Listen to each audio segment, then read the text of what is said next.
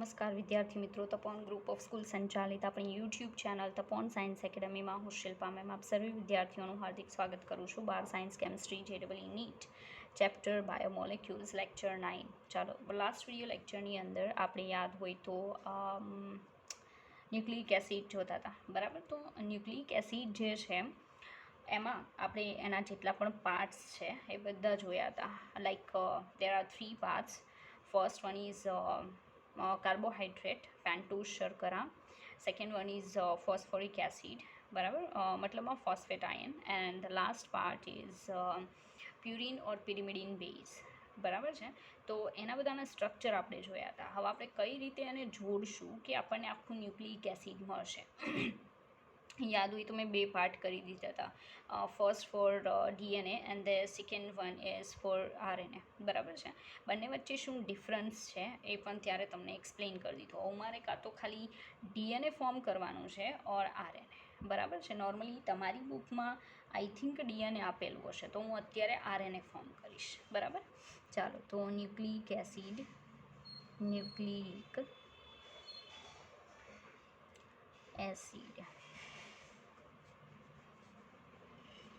Ready. ચાલો, nucleic acid જે છે એમાં આપણે RNA બનાવીએ. RNAમાં ખબર ને કેટલા પાર્ટ હશે RNAમાં? ફર્સ્ટ વન હશે રિબોઝ શર્કરા, ઓકે. ચાલો, સેકન્ડ પાર્ટ શું હશે? તો સેકન્ડ પાર્ટની અંદર હશે AGCU. થાયામીન નથી હોતો, પણ શું હોય છે? યુરેસિલ હોય છે. મીન્સ કે પ્યુરિન એન્ડ પિરિમિડિન બેઝ, જેને નોર્મલી શું કહેવાય? બેઝ હોય છે, વિષમ ચક્રીય બેઝ. પ્લસ હોય છે ફોસ્ફેટ, ઓકે, PO4-3. નોર્મલી આપણે ફોસ્ફોરિક એસિડ કહીએ છીએ, બટ હકીકતમાં એમાં જોડાણની અંદર ફોસ્ફેટ આયન હોય છે, not phosphoric acid to means કે કમ્પ્લીટ, બરાબર. Whole molecule is not present in the structure of RNA or DNA. ચાલો, તો રિબોઝ શર્કરા જે છે એ પ્લસ બેઝ જોડવાનું પ્લસ ફોસ્ફેટ આયન જોડવાનું. રેડી. હજી પણ બહુ ઇમ્પોર્ટન્ટ છે, આપણે ન્યુક્લિયોટાઇડની વાત કરશું. શરૂઆત ક્યાંથી થશે? ન્યુક્લિયોટાઇડ. એની પણ પહેલાં આવશે ન્યુક્લિયોસાઇડ, ઓકે. આ ન્યુક્લિયોસાઇડ જે છે ત્યાર પછી આવશે ન્યુક્લિયોટાઇડ. એ ન્યુક્લિયોટાઇડ જે છે, બરાબર, એવા ઘણા બધા જોડાય તો શું બનશે? પોલીન્યુક્લિયોટાઇડ. રેડી. મીન્સ કે લાઇન છે. First one nucleoside, then nucleotide, and પછી આવશે polynucleotide. And this polynucleotide is nothing but the nucleic acid, બરાબર. Nucleic acid. Ready, okay. ચાલો, આ ન્યુક્લિયોસાઇડ શું હોય છે એ જોઈએ. ન્યુક્લિયોસાઇડ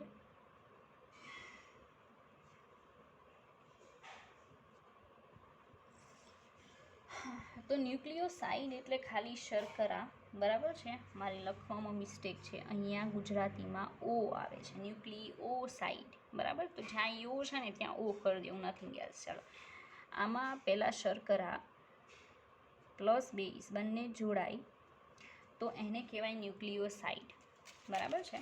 પણ ન્યુક્લિયોટાઇડ શું હોય છે? તો ન્યુક્લિયોટાઇડ ઇઝ ઇક્વલ ટુ આવશે શર્કરા પ્લસ બેઝ પ્લસ PO4-3-. બરાબર. નોર્મલી આવું હોય છે. તો first one is nucleoside, second is nucleotide, and આવા બહુ બધા જોડાય તો શું બને? પોલીન્યુક્લિયોટાઇડ, મીન્સ કે ન્યુક્લિક એસિડ. ચાલો, આપણે જોડશું. રેડી. આપણે RNA બનાવીએ છીએ તો એમાં કઈ શર્કરા હોય? Ribose, okay. આપણે રિબોઝ જોઈ ગયા છે, યાદ હોય તો, બરાબર. પેન્ટોઝ શર્કરા છે. પેન્ટોઝ શર્કરા હોય તો કાર્બનની સંખ્યા કેટલી હોય?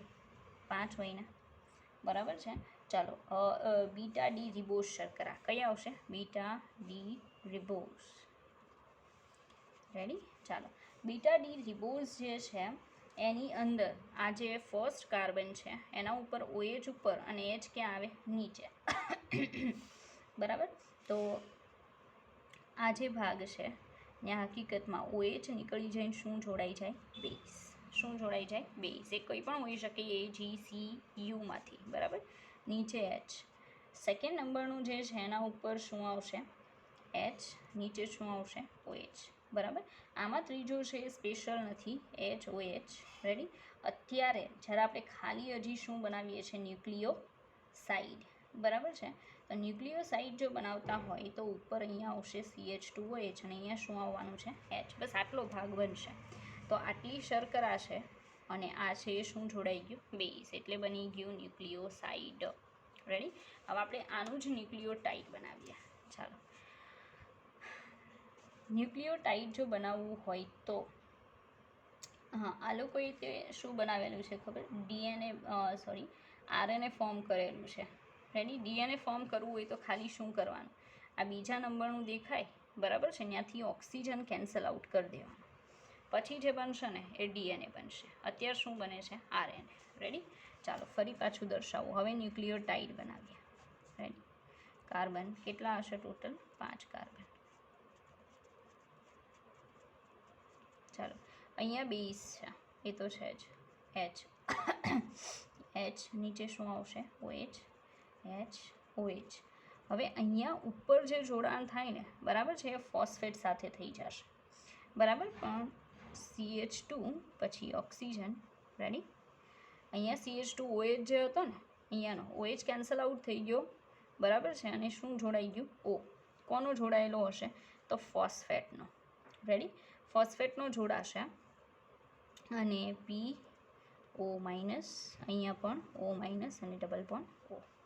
રેડી. તો તમે જોઈ શકો કેટલા નંબરના કાર્બન સાથે જોડાણ થયું? 5મા નંબરના કાર્બન સાથે. રેડી. અહીંયા તો શું હશે? H હશે, as it is. Ready. First, second, third, fourth and this one is fifth. તો 5મા કાર્બન સાથે ફોસ્ફેટ જોડાય અને આટલો જે ભાગ બને ને એને કહેવાય ન્યુક્લિયોટાઇડ. શું કહેવાય? ન્યુક્લિયોટાઇડ. ઓકે. ચાલો આગળ વધીએ. હવે આજે ન્યુક્લિયોટાઇડ બન્યું છે એવા એક કરતાં વધારે ભાગ આપણે જોડી દઈએ, બરાબર છે, તો આપણને જે મળે એને પોલી ન્યુક્લિયોટાઇડ કહેવાય. હવે આપણે તો કેટલા ભાગ જોડી શકીએ વધીને, બરાબર છે. આપણે 2 કે 3 ભાગ જોડી શકીએ. તો જોડીએ આપણે, બરાબર છે. કઈ રીતે બનશે? પહેલાં તો એઝ ઇટ ઇઝ બનાવવાનું. કાર્બન,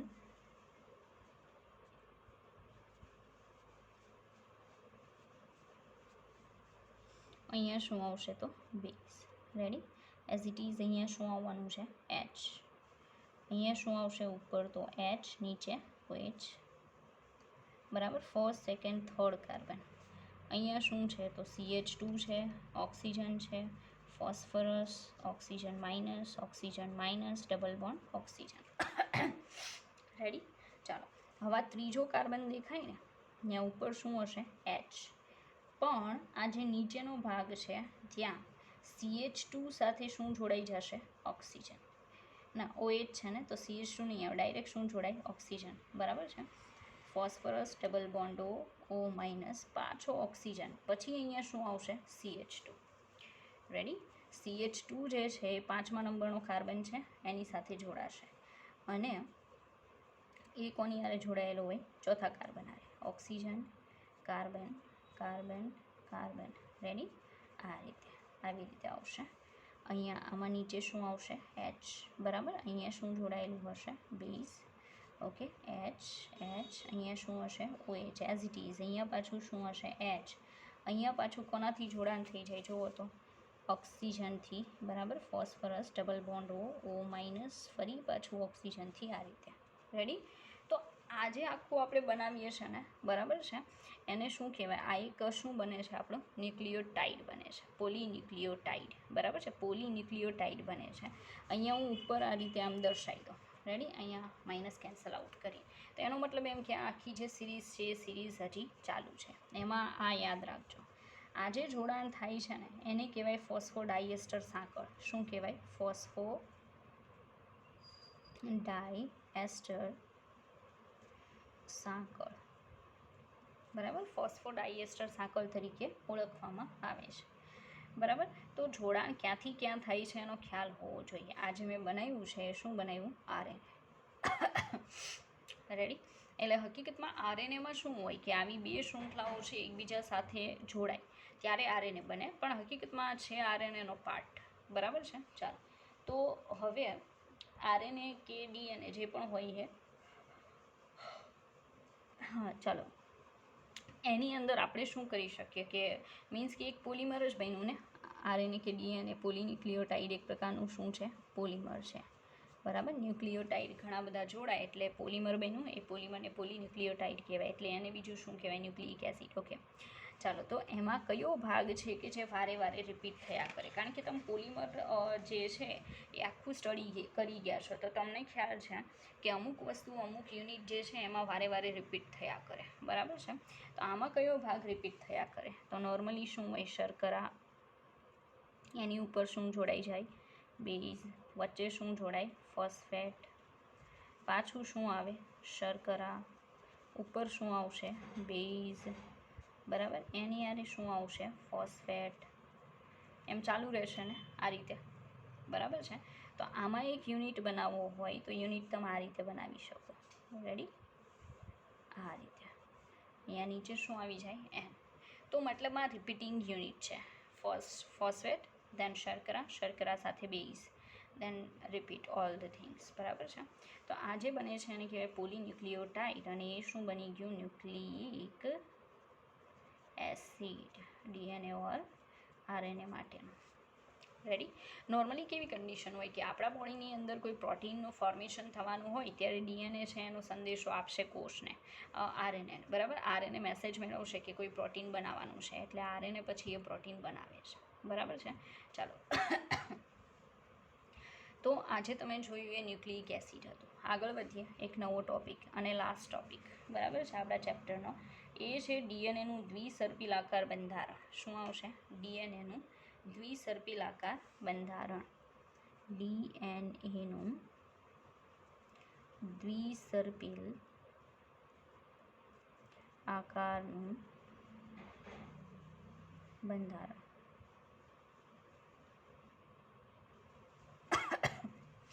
ડીએનએનું દ્વિસર્પિલ આકારનું બંધારણ. તો પહેલાં તો હું છે ને આકૃતિ ડ્રો કરીશ, એકવાર તમે આકૃતિ સમજી જશો, બરાબર છે, એટલે બાકી કંઈ કહેવાનું રહી જશે નહીં, બરાબર. તો આપણે આકૃતિથી જ સમજીએ, એમાં તમને વધારે ફાયદો થશે.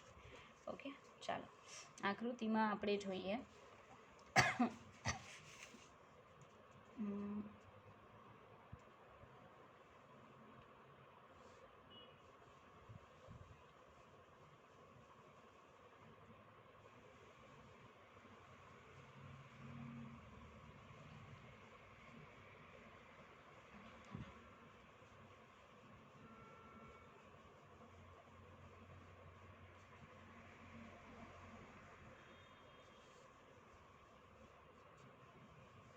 બાયોલોજીવાળાને ખ્યાલ હશે ને એને આવડતું પણ હશે, બરાબર છે, પણ આપણે તો ત્યાં જોવાનું છે, બરાબર.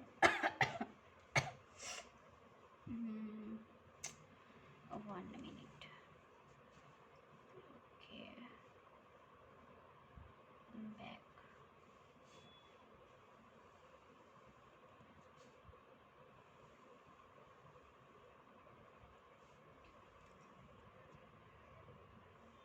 રેડી. હા, હવે આ જે ભાગ છે ને, બરાબર, દોરવામાં મિસ્ટેક છે, 1 મિનિટ. આ ભાગ છે ને આ રીતે આખો જોડાશે, ઓકે, આ રીતે, બરાબર, ઉપરથી પાસ થશે, પછી ઉપરથી પાસ થાય અહીંયા, 1 મિનિટ, નીચેથી જશે, ઓકે ઓકે,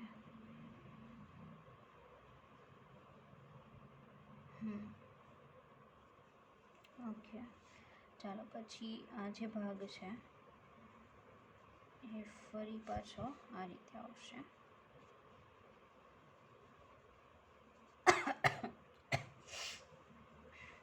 ઓકે, ઓકે ચાલો જુઓ, આ રીતે બનશે, બરાબર.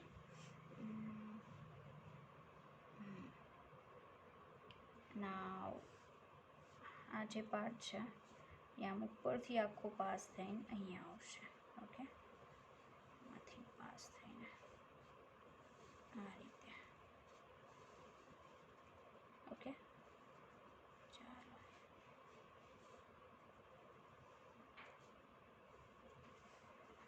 તો આખી શૃંખલા બનાવી. બરાબર, ચાલો હવે કહેવાનું એમ છે, ચાલો મતલબમાં આ રીતનું બનશે. રેડી છે? હવે આ જે આખી તમે શૃંખલા જુઓ છો ને એમાં 2 પોલીન્યુક્લિયોટાઇડ શૃંખલાઓ છે, ફર્સ્ટ એન્ડ સેકન્ડ. દેખાય? આ પહેલી પોલીન્યુક્લિયોટાઇડ શૃંખલા, પોલીન્યુક્લિયોટાઇડ શૃંખલા, અને આ જે છે એ બીજી પોલીન્યુક્લિયોટાઇડ શૃંખલા. રેડી? તો મતલબમાં 2 ન્યુક્લિયોટાઇડ શૃંખલાઓ છે. એમાં જે કહું ને એ પ્રમાણે પહેલાં બનાવવાનું. બરાબર છે? કઈ રીતે? તો માનો કે અહીંયા ડી પી ડી પી ચાલો, ડી ફોર ડીઓક્સીરીબોઝ, શર્કરા માટે. બરાબર છે? અને પી ફોર ફોસ્ફેટ. બરાબર? તો ફોસ્ફેટ જે છે પી એનું તો કંઈ જોડાણ નથી થવાનું, પણ ડીનું જોડાણ થશે. રાઈટ? એટલે અહીંયા ડી એન્ડ ધેન ફરી પાછો પી. બરાબર? હવે બને ત્યાં સુધી સામે એવું રાખવાનું કે જેથી ડી જે છે સામસામા આવે. ઇનકેસ હું અહીંયા ડી રાખું છું, બરાબર, પછી આવશે પી, ધેન ફરી પાછું અહીંયા ડી, બરાબર, અહીંયા પી આવશે, ત્યાર પછી અહીંયા અંદરના ભાગમાં આવશે તો દેખાશે નહીં. રેડી? અહીંયા પાછો ડી, પછી પી, પાછું ડી. તો અહીંયા આ પી પછી આપણે અહીંયા શું બનાવશું? ડી. રેડી? જેથી આ બંને વચ્ચે જોડાણ થાય. પછી અહીંયા માનો કે પી, આ ડી છે, અહીંયા પી અને અહીંયા પાછો ડી આવે છે, પી અને ડી. રેડી? અહીંયા પી, આ ડી, અહીંયા પી આવશે, બરાબર, પી, પછી ડી આવશે, ત્યાર પછી ડી, પી, બરાબર, ડી, અહીંયા પી, બરાબર, ડી. તો અહીંયા તમને દેખાતું હશે આ રીતે. ફર્સ્ટ તમારે ડીપી લખવાનું છે. મેં તમને કીધું એમ, ડી ફોર ડીઓક્સીરીબોઝ શર્કરા અને પી ફોર કોના માટે આવશે? ફોસ્ફેટ. બરાબર છે? કઈ રીતે? તો યાદ હોય તો આપણે આવું જોતા હતા હમણાં થોડીક વાર પહેલાં જોયું કે ફોસ્ફેટ શર્કરા એમ સીધી લાઈન આવશે ને, પી, આને શું કહેવાય? ડી. રેડી? ડી સાથે પછી શું જોડાશે? બેઝ. ઓકે, તો કહેવાનું એમ કે પી ડી, પી પછી અહીંયા શું છે? ડી, આગળ પી, એમ આખી લાઈન ચાલશે ને, બરાબર? એ લાઈન આપણે અહીંયા બનાવી છે. રેડી? ચાલો, તો હજી પણ અહીંયા પાર્ટ છે અહીંયા બનાવીએ. પી, બરાબર, ડી, અહીંયા ડી, પી, પછી અહીંયા ડી આવશે, P, ready, P, D, D, P, P, D, D, P, D and P.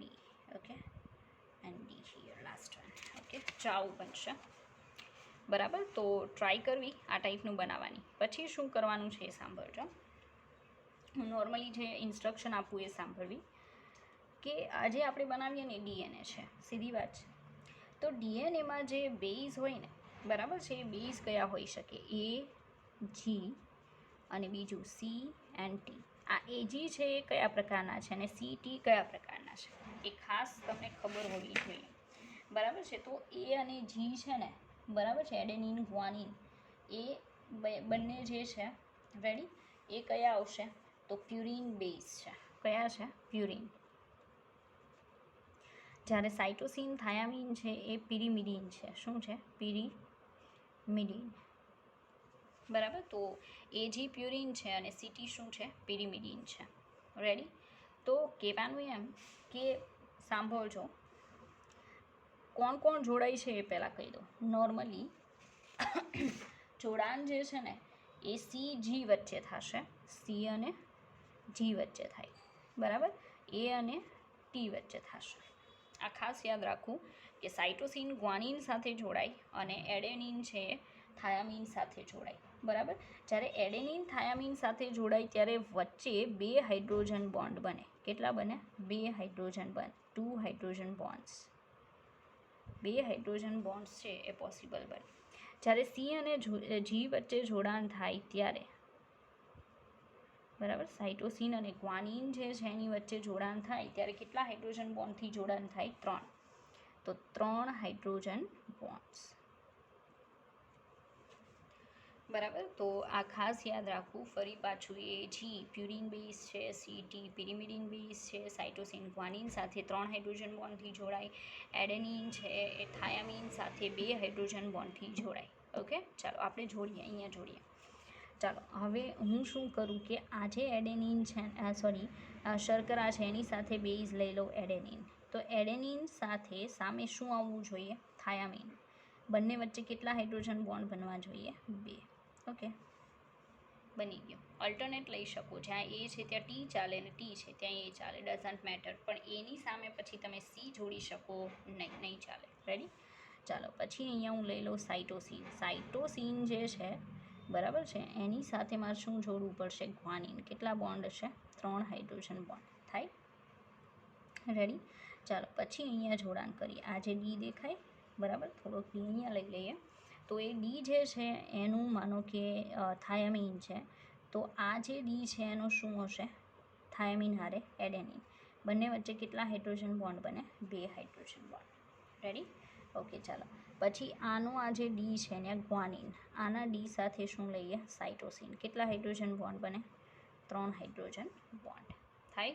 પછી આનો આ જે ડી છે ત્યાં સાઇટોસિન, 3 હાઇડ્રોજન બોન્ડ અને ગ્વાનિન. બરાબર, આ ડી જે છે એનું. ઓકે, અહીંયા ડી છે એનો આપણે લઈએ થાયામિન અને આ જે ડી છે એનો એડેનિન. બંને વચ્ચે કેટલા બોન્ડ બને? 2 હાઇડ્રોજન. એમ કરીને તમે જોઈ શકો આખી ડીએનએની શૃંખલા તૈયાર થઈ ગઈ. રેડી? ચાલો આ ડી છે એનો ગ્વાનિન, આ ડી છે એનો સાઇટોસિન. કેટલા બોન્ડ બનશે? 3. ઓકે, આ ડીનો એડેનિન, આ ડી છે એનો થાયામિન. કેટલા ડબલ બોન્ડ બનશે? રેડી? તો આપણે આખું સ્ટ્રક્ચર કમ્પ્લીટ કરીએ. આ ડીનો થાયામિન, આ ડી છે એનો એડેનિન. કેટલા? 2 હાઇડ્રોજન બોન્ડ. ડી છે એનો સાઇટોસિન, આનો ગ્વાનિન. કેટલા બોન્ડ? 3 hydrogen bond. રેડી? અહીંયા થાયામિન, એડેનિન, 2 હાઇડ્રોજન બોન્ડ દેખાય. ચાલો આખું આપણું સ્ટ્રક્ચર રેડી. હવે કહેવાનું એમ છે કે કઈ રીતે મતલબ સ્ટ્રક્ચર જે છે એ વેરીફાઈ કરવામાં આવ્યું, મીન્સ કે ફાઇન્ડ આઉટ કર્યું એન્ડ ધેન ડિસાઇડ કર્યું કે બસ આ જ સ્ટ્રક્ચર ડીએનએનું છે ઓર આરએનએનું. બરાબર છે? તો એના માટે શું કરવામાં આવ્યું અને કઈ રીતે, કયો વૈજ્ઞાનિક હતો? નોર્મલી આ ડીએનએનું સ્ટ્રક્ચર છે ને, બરાબર છે, એને સર્પિલાકારનું બંધારણ તો કહેવાય, હેલિકલ સર્પિલાકારનું. બીજું એને કહેવાય વળ દીધેલા દોરડા જેવું સ્ટ્રક્ચર, દોરડા જેવું બંધારણ. બરાબર, તો વળ દીધેલા દોરડા જેવું એનું બંધારણ છે. તેમાં નોર્મલી બહારની બાજુએ ફોસ્ફેટ, બરાબર, એકમો અને સાથે કયા એકમો હોય? શર્કરા. જ્યારે મિડલમાં શું હોય છે? બેઝ સંયોજનો ગોઠવાયેલા હોય છે. હું નોર્મલી શું થતું હોય તો બધા હાઇડ્રોજન બોન્ડિંગ ને બધું તો મેં તમને સમજાવી દીધું. પણ આપણે બીજું જોઈએ કે જ્યારે પ્રજનનની પ્રક્રિયા થાય એ દરમિયાન કોષના કેન્દ્રમાં રહેલા જે રંગસૂત્રો છે, આપણે કીધું હતું ને કે ન્યુક્લિક એસિડ ક્યાં હોય? રંગસૂત્ર પર હોય. રંગસૂત્ર ક્યાં હોય? કોષના કેન્દ્રમાં હોય. તો નોર્મલી શું થાય? કોષના સેન્ટરની અંદર રંગસૂત્ર હોય. રંગસૂત્ર જે છે એ 2 પાર્ટના બનેલા હોય છે. One is protein and second one is શું આવશે? Nucleic acid. બરાબર, તો કહેવાનું એમ કે જ્યારે પ્રજનનની રિપ્રોડક્શનની પ્રોસેસ થાય, બરાબર છે, ત્યારે નોર્મલી ન્યુક્લિક એસિડ છે એ પણ કોષની સાથે શું થઈ જાય? વિભાજન પામે. મેં કીધું એમ બાયોલોજીવાળાને તો આખી પ્રોસેસ આવે છે, એ લોકોને ખબર છે. પણ આઈ થિંક 10thમાં આવી પ્રોસેસ થોડી આવતી હશે. બરાબર છે? એટલે તમને ખ્યાલ હશે કે જે સેલ છે, બરાબર, એ સેલના સેન્ટરની અંદર શું હોય? રંગસૂત્રો હોય. જ્યારે કોષ છે એનું વિભાજન થાય, મતલબ 2 સેલ બને એક કોષમાંથી, બરાબર છે. તો એમાં સેન્ટર પણ 2 બને અને રંગસૂત્રો જે છે એ રંગસૂત્રો શું થઈ જાય? વિભાજિત થાય. બરાબર. જે રીતે સેલનું વિભાજન થાય, એક સેલમાંથી 2 બને, એમ સાથે સાથે રંગસૂત્રોનું પણ શું થાય? વિભાજન થાય. બરાબર. અને આમાં જે રંગસૂત્રો હતા ને એ નવા જે કોષો છે એમાં એના એ જ સ્વરૂપે રંગસૂત્ર આવી જાય. બરાબર છે. તો નવા કોષમાં પણ એ જ સ્વરૂપે શું થઈ જાય? ગોઠવાય છે. આના કારણે આનુવંશિક લક્ષણો છે એ વારસાગત શું થાય? ઉતરી આવે. તો રંગસૂત્રો નવા કોષમાં એ જ સ્વરૂપે ગોઠવાય છે.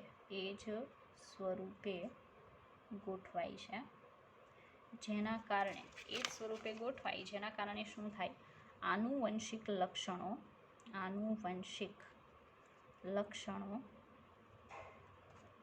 વારસાગત ઉતરી આવે છે.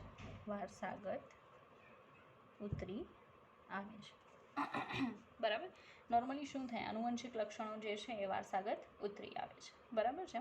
1953માં વૈજ્ઞાનિક છે જેડી વોટસન અને એચ.સી. ક્રેક, સરે તમને કીધું હશે, નવી બુકમાં હશે પણ, જેડી વોટસન અને બીજો છે એચ.સી. ક્રેક. આ 2 જે સાયન્ટિસ્ટો છે ને, બરાબર છે, એણે નોર્મલી ક્ષ કિરણ વિવર્તનની મદદથી, તમે જોઈ ગયા હશો કે ક્ષ કિરણ વિવર્તનના અભ્યાસથી ઘણા બધા સ્ટ્રક્ચર ફાઇન્ડ આઉટ કરી શકાય છે. એમાંનું એક આ ડીએનએ. તો આપણે કહી શકીએ ક્ષ કિરણ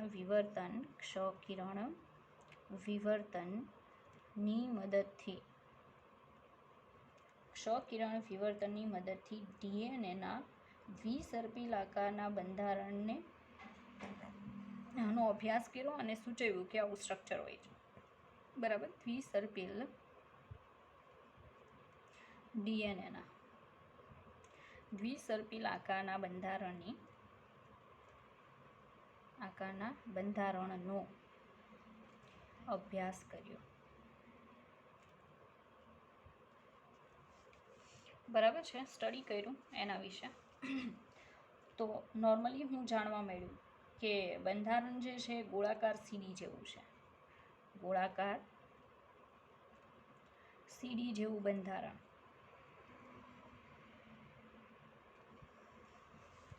બરાબર. દેખાય જ છે, તમે સમજી શકતા હશો, ઘણાના ઘરે આવી સીડી હોય. બરાબર. પોલીન્યુક્લિયોટાઇડની 2 શૃંખલાઓ વચ્ચે આવેલા જોડાણમાં એક ન્યુક્લિયોટાઇડનો પ્યુરિન બેઝ એ બીજા ન્યુક્લિયોટાઇડના પિરિમિડિન બેઝ સાથે કયા બોન્ડથી જોડાય? હાઇડ્રોજન બોન્ડથી. અને હાઇડ્રોજન બોન્ડ કઈ રીતે બનશે, આખું શું હોય છે, એ બધું તમારી સામે છે. બરાબર. તો તમે સમજી શકો કે આજે આપણે જોયું, બરાબર છે, એ શું જોયું? ડીએનએ. રેડી? ચાલો આગળ વધ્યા. હવે પછી આપણે જે અત્યારે જોશું, બરાબર, એ ડીએનએ જે છે એનું અગત્ય, કે ડીએનએ શું કામમાં આવે, આરએનએ શું કામમાં આવે, એટલે કોમન ન્યુક્લિક એસિડનું અગત્ય. ન્યુક્લિક એસિડનું મહત્વ.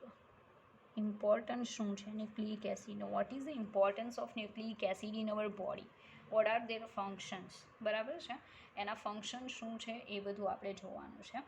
તો ફર્સ્ટ ઓફ ઓલ આનુવંશિકતાવાળું તો તમને ખબર જ છે કે આનુવંશિકતા માટે ડીએનએ જવાબદાર છે. બરાબર. ડીએનએમાં શું આવશે? એક તો આનુવંશિકતા જે છે તમને ખબર હોવી જોઈએ કે વારસાગત લક્ષણો એક પછી એક પેઢી દર પેઢી ઉતરી આવવાની ઘટના, એટલે શું કહેવાય? આનુવંશિકતા. બરાબર છે. બીજા નંબરનું જનીનની માહિતી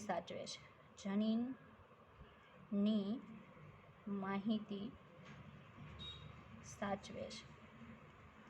બરાબર છે. બીજું, ડીએનએ છે સજીવોની જુદી જુદી જાતિની ઓળખને લાખો વર્ષો સુધી જાળવી રાખવા માટે જવાબદાર છે. હવે આનુવંશિકતાનું જ છે, બરાબર, તેમ છતાંય આપણે કહી શકીએ કે જુદી જુદી જાતિઓની ઓળખ લાખો વર્ષો સુધી જાળવે છે. બરાબર. આ ડીએનએનું કામ છે. કોષ વિભાજન દરમિયાન ડીએનએ શું થાય? બેવડાય. બરાબર છે. ડબલ થાય. ડુપ્લિકેશન થાય અને સમાન ડીએનએ શૃંખલા નવા કોષમાં સ્થાન લે. હમણાં જે સમજાવ્યું એ. ન્યુક્લિક એસિડનો અન્ય ઉપયોગ કોષમાં પ્રોટીનનું સંશ્લેષણ. આ તો મેં કેટલી વાર તમને એક્સપ્લેન કરેલું છે કે પ્રોટીન જે છે બોડીમાં બહુ ઇમ્પોર્ટન્ટ છે, આપણે બધા જાણીએ છીએ, બરાબર. તો આ જે પ્રોટીન છે ને એનું બોડીમાં જે સંશ્લેષણ થાય, vote is the meaning of સંશ્લેષણ? મીન્સ કે પ્રોડક્શન, બરાબર છે. તો ડીએનએ એનો સંદેશો આપે છે, બરાબર. ડીએનએ શું કરે? ચોક્કસ પ્રોટીનના સંશ્લેષણનો સંદેશો આપે. ચોક્કસ, કેમ કે શરીરમાં પ્રોટીન તો ઘણા બધા કામ કરે છે ને, તો ચોક્કસ પ્રોટીનના સંશ્લેષણનો સંદેશો આપે છે. સંશ્લેષણનો સંદેશો આપે છે. પણ એ સંદેશો કોને આપે? આરએનએને આપે છે. પછી આરએનએ શું કરશે? તો પ્રોટીનનું સંશ્લેષણ કરશે. Ready? Now you can understand better, બરાબર છે કે ડીએનએ છે એ જે તે પ્રોટીનના સંશ્લેષણ સાથે સંકળાયેલ સંદેશો છે એ આરએનએને આપી દેશે. તો આરએનએ શું કરશે? પ્રોટીનનું સંશ્લેષણ કરશે, બરાબર છે. તો બસ આટલી જે ઇમ્પોર્ટન્સ છે, જૈવિક અગત્ય છે ડીએનએનું, એ આપણે જોયું. ન્યુક્લિક એસિડનું, આરએનએનું. રેડી? હવે છેલ્લો ટોપિક જોવાનો છે અને એ છે હોર્મોન્સ. હોર્મોન્સ જે છે, બરાબર છે, એને કહેવામાં આવે છે કેમિકલ મેસેન્જર્સ.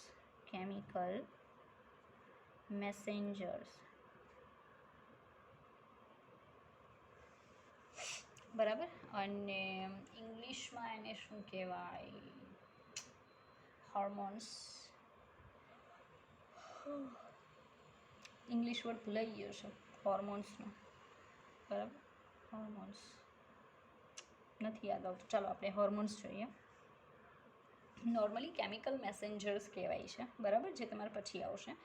હવે બોડીની અંદર જે કેટલાક ચોક્કસ હોર્મોન્સ વર્ક કરતા હોય છે, લાઈક આપણે નાના હોઈએ ત્યારથી અમુક એજ સુધી બોડી જે છે એના ડેવલપમેન્ટ માટેના કેટલાક હોર્મોન્સ જે છે એનો સ્ત્રાવ થાય બોડીમાં. હોર્મોન્સ આપણે બહારથી ન લેવા પડે, નોર્મલી બોડીમાં પ્રોડ્યુસ થાય છે, બોડી એને પ્રોડ્યુસ કરે છે. ઓકે, તો એ જે હોર્મોન્સ છે એના પોતપોતાના ફંક્શન્સ હોય છે, બરાબર. એવા ઘણા બધા હોર્મોન્સ બોડીમાં કામ કરે છે, જેના કારણે બહુ બધી જૈવરાસાયણિક પ્રોસેસીસ બોડીમાં પોસિબલ બને છે. આ જે હોર્મોન્સ છે એનો સ્ત્રાવ ક્યાંથી થાય? તો અંતઃસ્ત્રાવી ગ્રંથિઓ હોય. શું હોય? અંતઃસ્ત્રાવી ગ્રંથિઓને ગ્લેન્ડ્સ કહેવાય, બરાબર છે. તો એ શું આવશે? એ ગ્રંથિઓમાં બનતા રાસાયણિક સંદેશાવાહક દ્રવ્યોને હોર્મોન્સ કહે છે. એ તો મેં કીધું કેમિકલ મેસેન્જર્સ, બરાબર. આવી ગ્રંથિઓ જે છે એમાં કેમિકલ પ્રોડ્યુસ થાય, એને હોર્મોન્સ કહેવાય. હવે નોર્મલી જ્યારે બ્લડ છે એનું સર્ક્યુલેશન થતું હોય, બરાબર, ત્યારે આંતરપેશીઓમાં ઉત્તેજક અથવા તો પ્રતિરોધક અસર નિપજાવવા માટે હોર્મોન જરૂરી છે. તો હોર્મોનનું કામ શું હોય છે, બરાબર? તો એ મેં તમને કીધું કે એના પર્ટિક્યુલર બધાના પોતપોતાના ફંક્શન્સ હોય છે. હવે એ કઈ રીતે આખા બોડીમાં ફેલાય? તો બ્લડ સર્ક્યુલેશન સાથે, એટલે લોહીના પરિભ્રમણ સાથે, લોહીમાં ભળી જાય અને બધે ફેલાઈ જાય. લોહીના પરિભ્રમણ દ્વારા, બરાબર, બ્લડ સર્ક્યુલેશન દ્વારા એ બોડીમાં ફરે છે. અને આપણા જે આંતરપેશીઓ હોય છે, પેશીઓ ખબર ને, કોષો જોડાય અને પેશીઓ બને. તો એ જે આંતરપેશીઓ છે, બરાબર, એ આંતરપેશીઓમાં કેવી અસર? ક્યારેક ઉત્તેજક અસર ઉત્પન્ન કરે, બરાબર, ઉત્તેજક અસર, એન્ડ સમટાઈમ્સ એ ફોરબિડન ટાઈપની અસર, મતલબ પ્રતિરોધક અસર ઉત્પન્ન કરે છે, રિસ્ટ્રિક્શનવાળી, બરાબર, પ્રતિરોધક અસર ઉપજાવે છે. કારણ કે ઘણા હોર્મોન્સ કોઈ રિએક્શન છે એને પોસિબલ બનાવવામાં હેલ્પ કરતા હોય છે, અને ઘણા એવા હોય છે કે જે શું કરે? રિએક્શનને અટકાવવા માટે કામ કરે. આપણે જે મેડિસિન્સ લઈએ છીએ અને બોડીમાં મેડિસિન્સને દાખલ કરીએ છીએ અને એન્ડ ધેન એનું જે ફંક્શન થાય છે, બરાબર છે, એ બધું ફંક્શન આની સાથે રિલેટેડ છે, બરાબર. ચાલો, હોર્મોનની કાર્યક્ષમતા ખૂબ જ હોવાથી તે અતિ સૂક્ષ્મ માત્રામાં સ્ત્રવે છે. મીન્સ કે હોર્મોન્સ જે છે એ કાંઈ ઢગલા મોઢે જરૂરી નથી, બરાબર. બોડીમાં જરાક એવી માત્રા હોય ને તો પણ એ કામ કરી શકે, કારણ કે એની રિએક્ટિવિટી બહુ વધારે છે. હોર્મોન ખૂબ જ શું હોય છે? સક્રિય હોય છે, સક્રિય કેમિકલ હોય છે. આથી એની અલ્પ માત્રા જરૂરી છે, અલ્પ માત્રા જરૂરી છે. રેડી, બહુ ઓછું ઉત્પન્ન થાય છે. પછી હોર્મોન્સ છે એનું આપણે ક્લાસિફિકેશન કરી શકીએ. બરાબર, તો હોર્મોન્સ છે એનું ક્લાસિફિકેશન કરીએ તો ફર્સ્ટ વન શું આવશે? ફર્સ્ટ છે એને કહેવાય સ્ટીરોઇડ હોર્મોન્સ. શું કહેવાય? Steroid hormones. ચાલો, સ્ટેરોઇડ હોર્મોન્સ છે એના ઉદાહરણમાં આવશે ઉસ્ટ્રોન. શું આવશે? ઉસ્ટ્રોન. જો ભાઈ આને યાદ જ રાખવા પડશે because we have no any clue. બરાબર છે. ઉસ્ટ્રોન. બીજું છે ઉસ્ટ્રાડિયોલ. ઉસ્ટ્રાડિયોલ. રેડી. પછી એન્ડ્રોસ્ટેરોન. એન્ડ્રોસ્ટેરોન. બીજું પ્રોજેસ્ટેરોન. પ્રોજેસ્ટેરોન. રેડી. તો કેટલા આવશે જુઓ તો. સ્ટેરોઇડ હોર્મોન્સ છે એમાં ઉસ્ટ્રોન, ઉસ્ટ્રાડિયોલ, એન્ડ્રોસ્ટેરોન અને પ્રોજેસ્ટેરોન. ચાલો, બીજા નંબરનું છે પ્રોટીન હોર્મોન્સ. બરાબર, પ્રોટીન હોર્મોન્સ. હવે નોર્મલી કેવું છે કે હોર્મોન્સ જે છે એ પ્રોટીનના પણ બનેલા હોય, સ્ટીરોઇડના પણ બનેલા હોય અને એમાઇન હોર્મોન્સ પણ હોય છે. પ્રોટીન હોર્મોન્સમાં આવશે ઇન્સ્યુલિન. ઇન્સ્યુલિન શું છે નોર્મલી બધાને ખ્યાલ હશે. બીજું છે ઓક્સિટોસિન. ઓક્સિટોસિન બાયોલોજીવાળાને વધારે ખ્યાલ હશે. બરાબર. અને વેસોપ્રેસિન. શું આવે? વેસોપ્રેસિન. તો આ જે ત્રણ છે ઇન્સ્યુલિન, ઓક્સિટોસિન, વેસોપ્રેસિન એ પ્રોટીન હોર્મોન્સ છે. Third one amine hormones. Amine. બરાબર, એમાઇન હોર્મોન્સ. તો એમાઇન હોર્મોન્સ શું છે? બરાબર છે, એમાઇન ગ્રુપ ધરાવતા હોર્મોન્સ છે. Thyroxine, adrenaline. એડ્રીનાલિન બહુ સારું ફંક્શન કરે છે. બરાબર, એડ્રેનાલિન કે એડ્રીનાલિન આપણા મનની જે દશા છે એને બદલવાનું કામ એડ્રીનાલિન કરી શકે. બરાબર છે. અને થાઇરોક્સિન. થાઇરોક્સિન તો બધાને ખબર હશે કે આપણી જે થાઇરોઇડ ગ્રંથિ છે એમાંથી સ્રવે છે અને એમાઇન પ્રકારનું હોર્મોન્સ છે. રેડી. ચાલો, તો અહીંયા તમે જોઈ ગયા કે કેટલી વસ્તુ આપણે જોવાની હતી લેશનની અંદર. આખું લેશન જે છે ને A to Z મેં કમ્પ્લીટ કર્યું. બરાબર છે, થિયોરિટિકલ. હવે નેક્સ્ટ વિડીયો લેક્ચરથી આપણે શું જોઈશું તો આપણે MCQ જોવાના સ્ટાર્ટ કરશું આ લેશનના. બરાબર છે. તો 2 લેક્ચર હું MCQ કરાવીશ JEE નીટના, અને પછી આપણે એક નવું લેશન સ્ટાર્ટ કરશું. બરાબર છે. અને એ નવું લેશન જે છે એ આઈ થિંક આપણે રાખશું કેમિકલ કાઇનેટિક્સ. બરાબર છે. પછી જોઈએ છે, હું મારી રીતે ડિસાઈડ કરીશ અને એક ચેપ્ટર આપણે આગળ વધશું. બરાબર છે. ચાલો, તો આના MCQ પહેલાં તો તમે જાતે ટ્રાય કરજો. જેટલું કરાવ્યું છે લઈને બેસજો, મોસ્ટ ઓફ કમ્પ્લીટ થઈ જશે. બરાબર છે. અહીંયા આપણું લેશન ફિનિશ. હવે ખાલી MCQ બાકી. રેડી છે. આપણે નેક્સ્ટ લેક્ચરમાં જોઈશું.